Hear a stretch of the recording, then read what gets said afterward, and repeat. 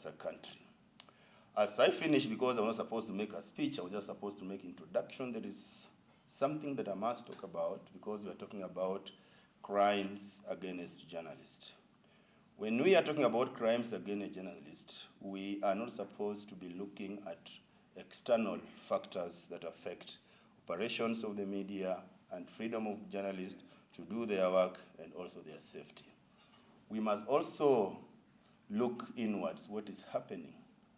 And last year I said that some of us who were brought up from Christian families and families who believe in Christianity and religion, there is a famous verse that says that if you are to point at someone, a speck in someone's eye, you must also look at the log in your eye.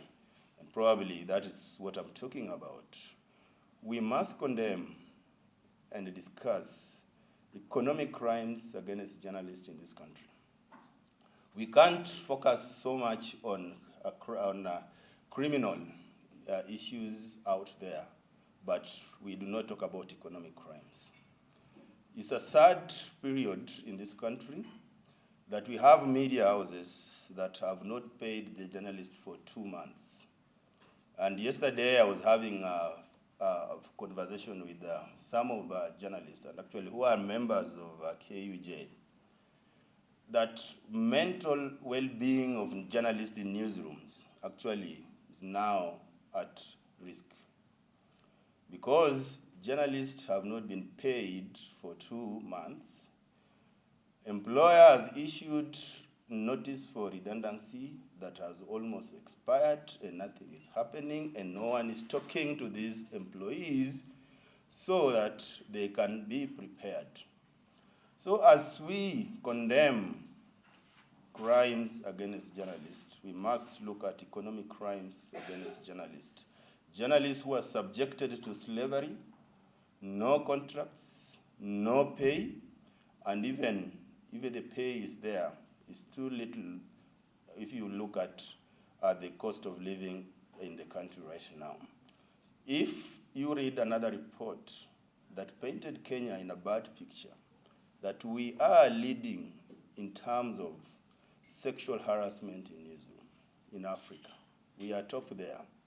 That we can condemn some of these things happening in other countries, in other industries, in other companies, yet sexual harassment is rife in our newsroom and is going on and we don't talk about it.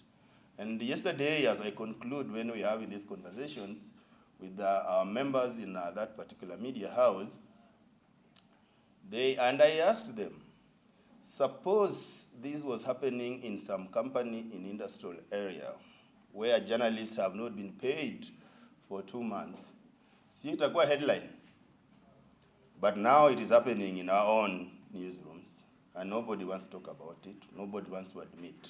As much as media is facing the challenges, but we must protect the rights of journalists as their employers.